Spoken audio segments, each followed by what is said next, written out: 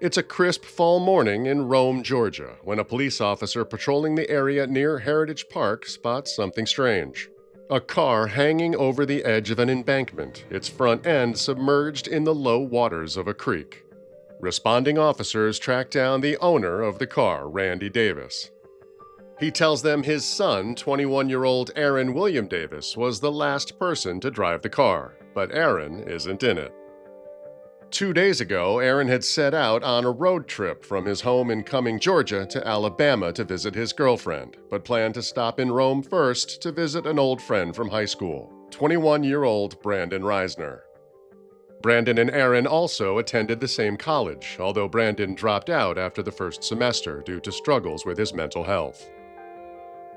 Aaron's father, Randy, tells police he has not been able to reach Aaron since yesterday, and now that his car has been found without Aaron inside, he's worried. He officially reports Aaron missing.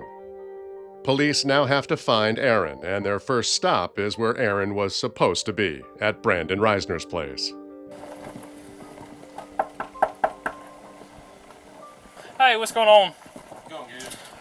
Officers track down Brandon Reisner at the home he shares with his parents. They're hoping to narrow down Aaron's last known movements. Brandon appears to be home alone. We started drinking around 12 yesterday. Yeah, it's you and Aaron, right? Yeah, me and Eric. Okay.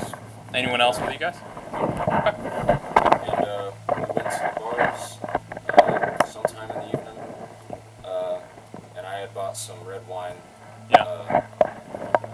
I guess that was after work because I worked that day. Okay. And we came back here.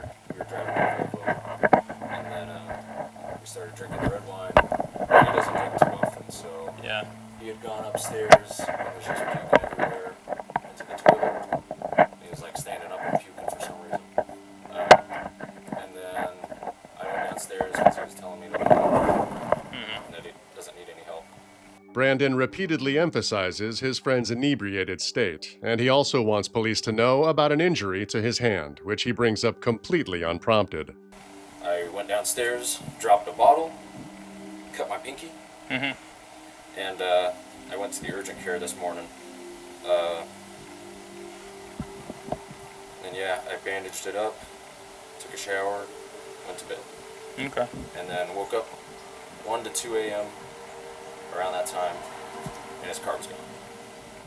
So far, police don't have any reason to suspect foul play, and Brandon doesn't seem to have anything to hide. You have any problem with us checking inside the house? Nope. No problem at all? So you're okay if we go in there and walk around just to take a look? Yes. Inside the Reisner home, nothing appears out of place, but one thing does catch the eye of the officer carrying out the search. Sorry, Brandon, I know I'm asking you a lot of questions. I have one more question. Is there anywhere in the house that you don't regularly go to? The cellar, Okay. and the attic spot. In the attic spot. The one with the key and the door yeah. over here? Okay. The up there, but to the right. I don't go over there very often because it's a creepy attic. Although Brandon says he rarely goes in the upstairs bedroom, he says that Aaron slept there last night. The bathroom is up there that he was up checking in? I got you. Threw up all over the bed. Oh, Lord. After making his way up the narrow staircase, the officer looks around the room. The sheets have been stripped off the bed, and there are cleaning supplies and a vacuum scattered about. But there's something off about this scene. The officer calls his partner up to see for himself. There's a significant amount of blood next to the bed, too. Decent. More than just vomit.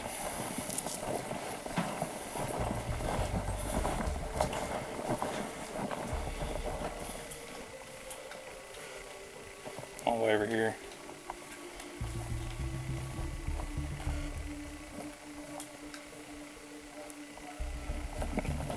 Looks like it's been there a while, but he could have been throwing up blood, I guess. It looks like it too.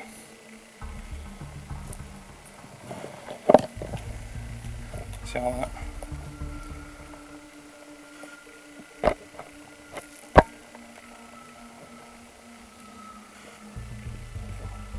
It's weird to be throwing up blood like that.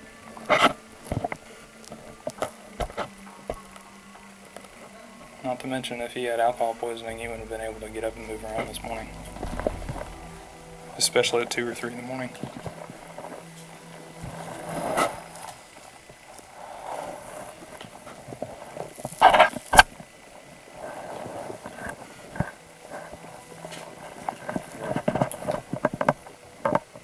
Yeah. Yeah, on the side. That doesn't add up.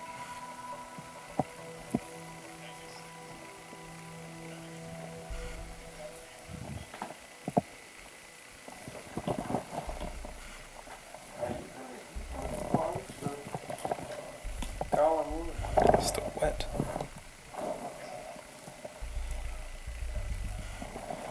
Might won't come over here. We got a pretty significant amount of blood in the floor. We got blood on this Armoire. armoire thing. All over here on the other side of the floor, on the rug. Yes.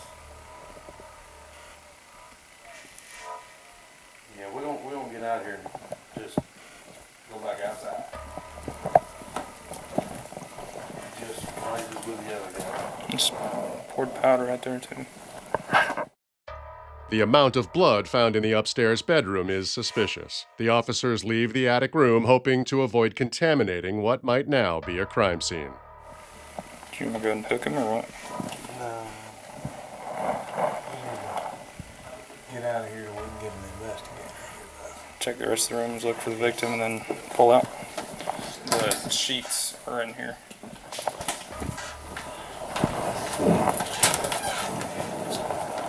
Yeah, there's blood on them. As the officers continue to search the home, Brandon Reisner makes a sudden and surprising move. Here you go! He's running, dispatch.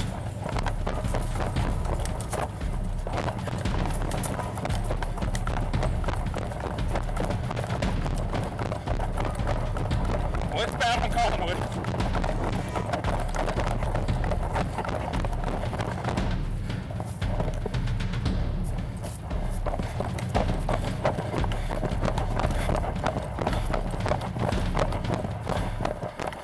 Where's your last eyes, 47?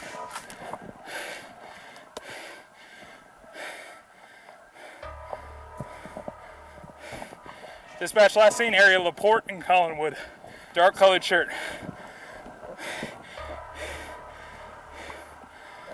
Yeah, it had red tips. Okay.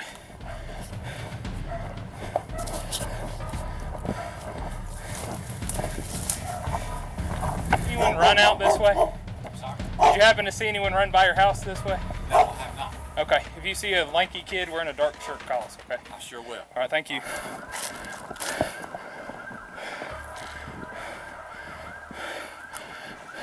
As investigators converge on the scene, the responding officer explains the grim situation. So I went upstairs, found all the blood, called him upstairs with me. We came back downstairs and he took off.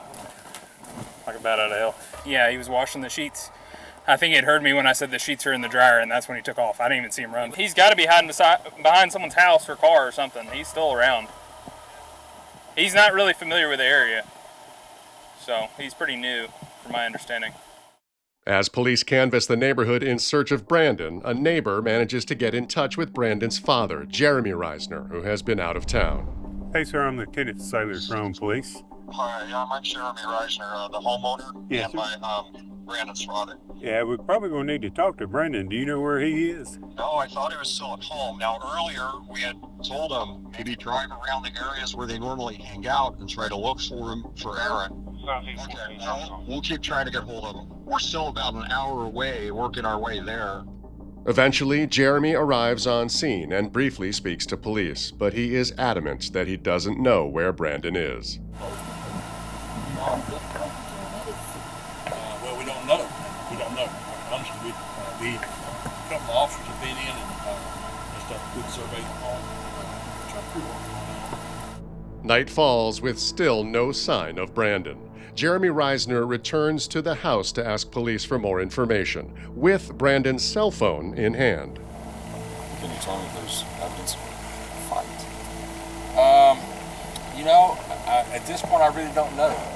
It's possible. Was there a broken glass up there? I didn't see those ones, but I know some those. All right. Take my this. Do you have a warrant that would include the phone? No, we'd have to get one at some point. We couldn't go into it without that. So I've looked through it, and he's reached out to folks throughout the day, asking if they had heard from Aaron. Yeah, some texts back and forth. Something else. I can't punish it. No, I know. Yeah, I know what I was in there, so I know. I want to. I was as a father, I understand. Yeah. All right. Well, yeah, I'm gonna keep walking. Jeremy tells law enforcement he and his wife found the phone while they were out looking for Brandon, but he refuses to hand the phone over without a warrant, sparking suspicion that he knows more than he's letting on. How did Dad end up with his phone? He said he found it. Yeah, he said he found it. Where did he find it? He was talking to his wife on the phone. His wife was looking over near St. Mary's and all that, so maybe they met up with their kid. And I don't know. Yeah, I found it. Sure. Yeah, who finds a phone like? Just Yeah, even if you have Find My iPhone, that's not that exact. Where you like, oh, here it is, you know. It also didn't appear to have a shattered screen, which means it probably didn't fall out when he was running. But So- it hit the grass.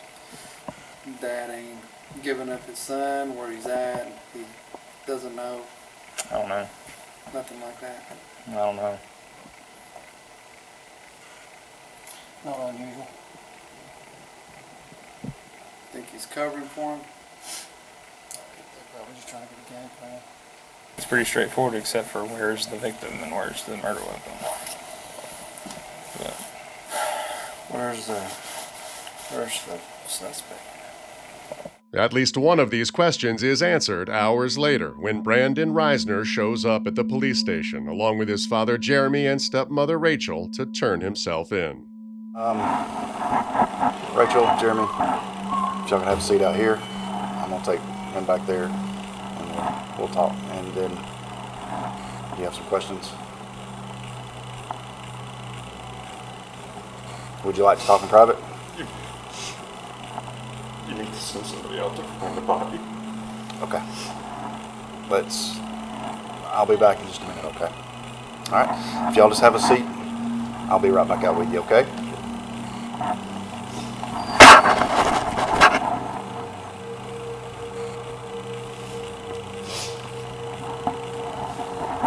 Brandon is taken to an interrogation room where investigators are anxious to hear what he has to say. Before you ask any questions, you must understand your rights. You have the right to remain silent. Anything you say can be used against you in court. You have the right to talk to a lawyer for advice before you are asked questions and have him with you during questioning. I would like a lawyer. You would like a lawyer. Okay. Though Brandon won't talk, police are able to hold him on obstruction charges since he ran from the scene following the discovery of the bloody bedsheets. Meanwhile, Brandon's father and stepmother are sharing their side of the story. Got a call from Brandon this morning around 9 or 10. He was asking about one thing out vomiting.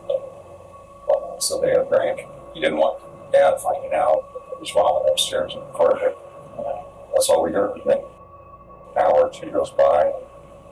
Boy's mom calls us. Or I called Brandon back immediately after he had burned. Said, do you know where Aaron is? He says, no. Yeah, they're around 5. And we were told that Aaron had run away. Ran from the police. He's mentally unstable. He has Tourette's since he was a kid, diagnosed as a kid. And with that comes OCD, and people say they have OCD all the time. They don't understand. And so they live with that. Brandon, we brought him home from college because he was having anxiety attacks, he was having suicidal thoughts, he was having visions. We brought him home to make him safe. Try to get his medications right. Jeremy Reisner shares more crucial information with police. There's a lot going on right now. Anything that we can do for y'all right now. Need to find him body. I can take you out. Try to show you. I can try to show you You can try to show us the general area, yeah. Okay. There's an old cemetery the hill, you turn left, Trindle, something like Trindle. Okay. We can show you on that. After their discussion with Jeremy Reisner, investigators are able to locate Aaron's body, which has been buried in a shallow grave in an old cemetery. All right, Brandon. I told you earlier you were being held for the obstruction from where you ran from the officers earlier. Now you're going to be charged with murder, aggravated assault, obstruction, and hindering the investigation of murder. Thanks, John. Thanks, Steph. Brandon has no reaction to the news that he is being charged with the murder of his close friend Aaron Davis. He's taken to jail and booked. It will be over a year and a half before he appears in court to respond to the charges against him. In all, Brandon Reisner faces 12 charges. In addition to malice murder and 2 counts of felony murder and aggravated assault, he is charged with aggravated battery, concealing the death of another, abandonment of a dead body, theft by taking, removal of body parts from the scene of a death, tampering with evidence, and obstruction of an officer. In June of 2024, Brandon Reisner arrives at his plea hearing, and he's no longer the lanky 21-year-old who ran from police. We're here today in the case of State of Georgia versus Brandon and Christopher Reisner. Aaron William Davis was 21 years old when he was brutally murdered by the defendant. Between November 11th and 12th of 2022, at his parents' residence off of Collingwood Drive here in Floyd County, Brandon Christopher Reisner did make an assault upon the person of Aaron William Davis with a blade-like object and with the intent to murder and with malice, by stabbing him repeatedly in the head, neck, torso, and extremities, causing disfigurement and ultimately causing Aaron's death. Then, to cover up his crimes, the defendant attempted to dismember the body and in doing so removed a portion of the small intestines, which was never recovered. Ultimately, he transported Aaron's body to a wooded area and he buried Aaron in an unmarked grave underneath a fallen tree and root bowl. How do you plead to these charges? Guilty or not guilty? Guilty. The judge accepts the plea, and Aaron Davis's loved ones can take comfort in the knowledge that his killer has admitted to the crime. But they will have to wait another month to learn Brandon Reisner's fate and to speak out in court about the pain he has caused.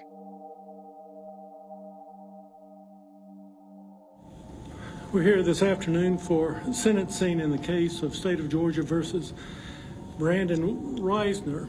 Mr. Reisner entered a plea of guilty on June 20, 2024. The state is seeking a sentence of life without the possibility of parole, so the prosecutor lays out the facts of the case before the judge, emphasizing the extreme brutality of the defendant's actions, as well as his shocking motive. First, this was premeditated. This was not a random act of violence or a random occurrence. This is something that the defendant had been thinking about since at least early fall. He had taken edibles and witnessed a prophecy where he felt that God was telling him that he had to either kill his best friend or have sex with his stepmother, and so he thought there would be less self-pleasure in killing Aaron. So Aaron called the defendant that day to say that he was coming into town. And when the defendant got that call, he thought it was a sign of his destiny because his parents were out of town, and so Aaron would be alone with him at the house.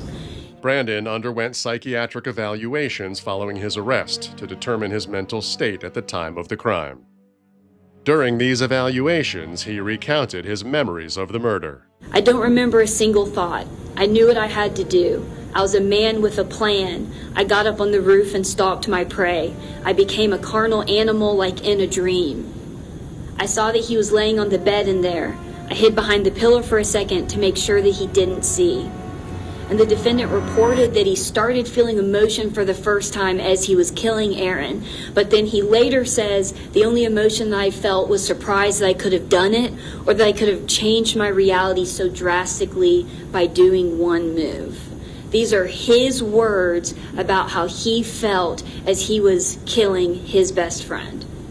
The state paints a picture of a killer who knew what he was doing was wrong and did it anyway. They also describe the steps he took to cover up the crime.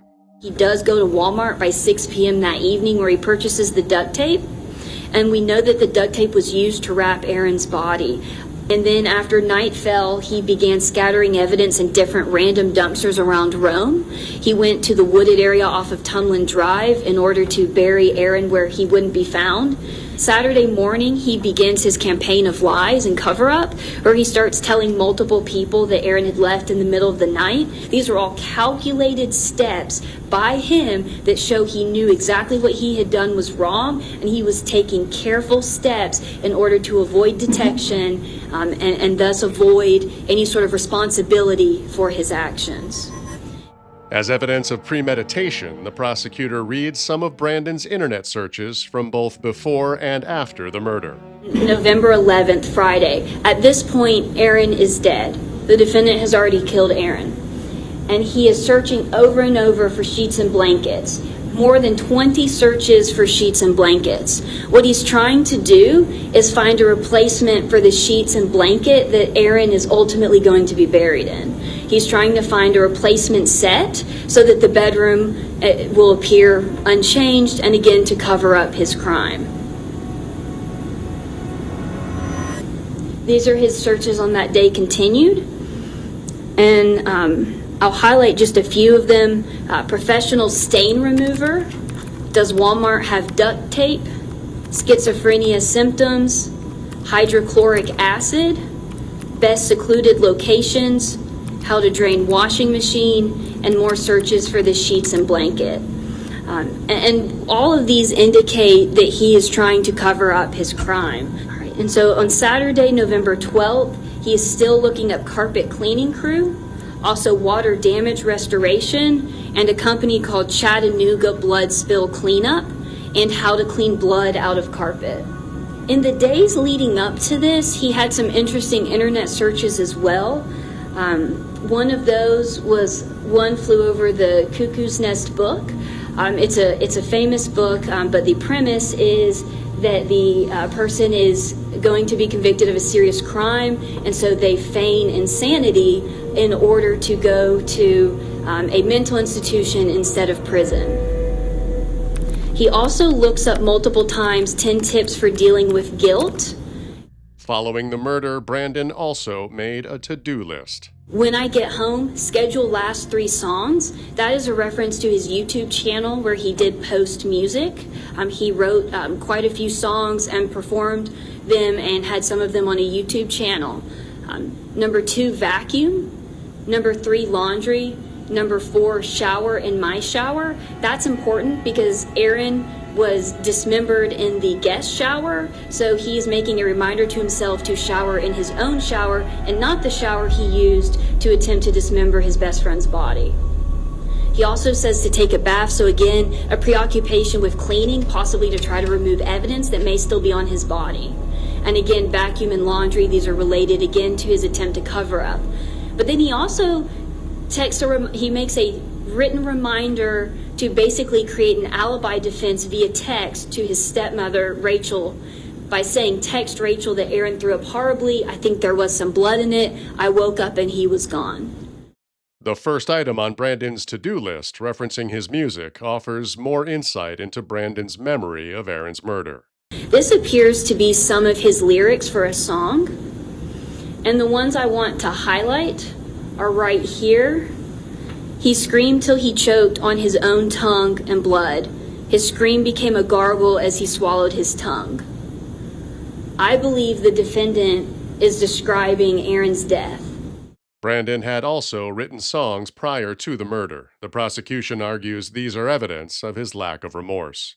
It doesn't matter what you do. Go kill someone, go love someone. You can't plan the future. God decided it for you. It's fine to think that I'm just a little toy. And if these are indicative of his philosophy, that is a dangerous philosophy. It is one that shirks all accountability. It's during this sentencing hearing where Aaron Davis's parents and girlfriend are given the opportunity to tell the judge about the loss they have suffered at the hands of Brandon Reisner.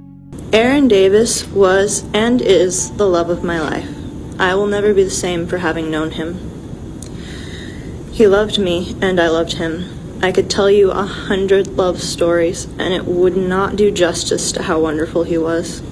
We had so many plans for our future and the life we were building together. We wanted a wedding where both of our families could be together to celebrate, to be there for our first dance. We wanted to be married for time and eternity. But because of a man he called his best friend, who surely would have been one of his groomsmen, Aaron and I will never have these opportunities. I've cooked and served Brandon thousands of dinners at my house over the years. And he's slept over at my house many, many times. He's seemed to spend more time at my house than his own. Brandon stole Aaron's life by murdering him and broke our hearts and devastated our lives. I have cried every day for a year and a half. I've had a hard time sleeping since Aaron's murder, and when I do, I have nightmares of Aaron being stabbed to death. Brandon stabbed Aaron to death. He also stabbed Randy, Luke, Lorelai, Phoebe, and Micah, and I in the heart. He ripped our hearts out. We have been so devastated by the evil actions of Brandon. How can we go on trusting anyone fully after witnessing what someone that we had trusted so much brutally murder and eviscerate my son? The psychological scars from betrayal from one who we treated like a son or brother is irreparable.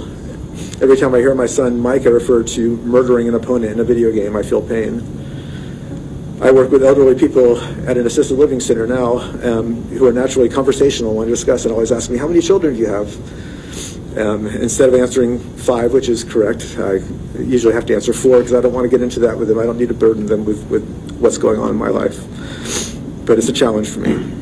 I will never fully understand what led to this, but I know that I can never recommend that Mr. Reisner be allowed to be free anymore.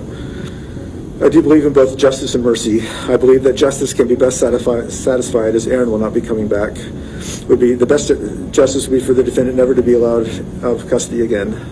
I do hope that he can find mercy with God and seek help while in custody to be able to plead with God for his mercy at the appropriate time. Brandon's parents say they too have suffered from their son's actions, but they each approach the judge to advocate for Brandon. I realize that most people in this room and on those TVs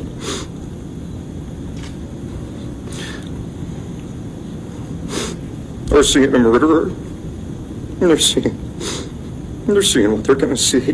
What they don't see, what they'll never see, is the joy that he brought into our lives the day he was born.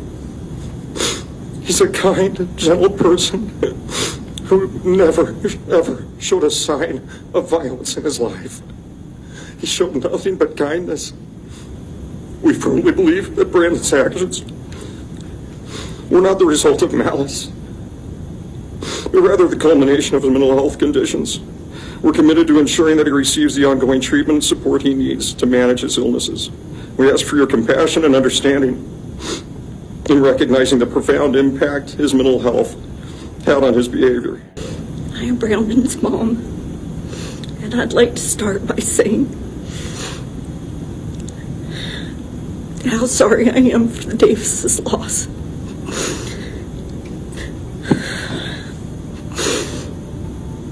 And I carry that grief with me every day. I don't know what happened that tragic night.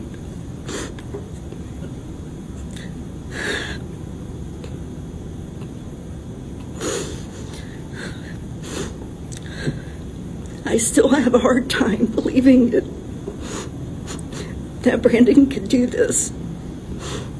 I talk to him several times a week, and all I see is the same boy I know and love. The only way that I can reconcile this horrific act with my son is by acknowledging that Brandon suffers from severe mental breaks. That knowledge is the only thing that allows me to recognize that Brandon is where he needs to be for now. His actions caused devastating sorrow for the Davis family, and he will pay the price for those actions. I ask that you consider granting him hope for a future outside of prison wall someday. so that he may one day return to the family that loves him and cares for him. I ask for your understanding, and most of all, I ask for hope. Following victim impact statements, the judge calls for a short break while he considers Brandon Reisner's sentence.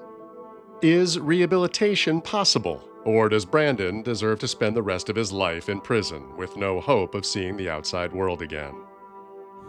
I have considered all of the facts and circumstances of this case and counsel's arguments,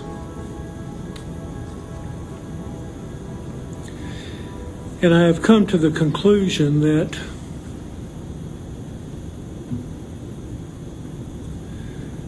justice requires that Mr. Reisner be sentenced on count 1 to imprisonment for life without parole. And that's what I'm going to do. And that's based upon the premeditation, the manner of death, and the efforts to cover up all of the acts. Brandon Reisner's fate is now sealed. After delivering his decision, the judge addresses the courtroom for the last time. Both of these young men have been loved throughout their lives. And I know all of you are experiencing tremendous pain, including the Reisner family. But the pain of Aaron's family far exceeds that. To have a young son brutally murdered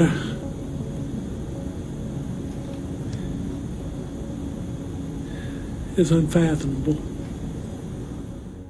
Brandon Reisner will spend the rest of his days behind bars. Justice has been delivered for Aaron Davis's family, but nothing can bring back their son and brother. In her eulogy for her son, Aaron's mother said, "Aaron, you are so loved. You are so missed and will always be missed. We don't want to go on without you. We will miss Aaron immensely. We treasure the time we had to enjoy his presence on this earth."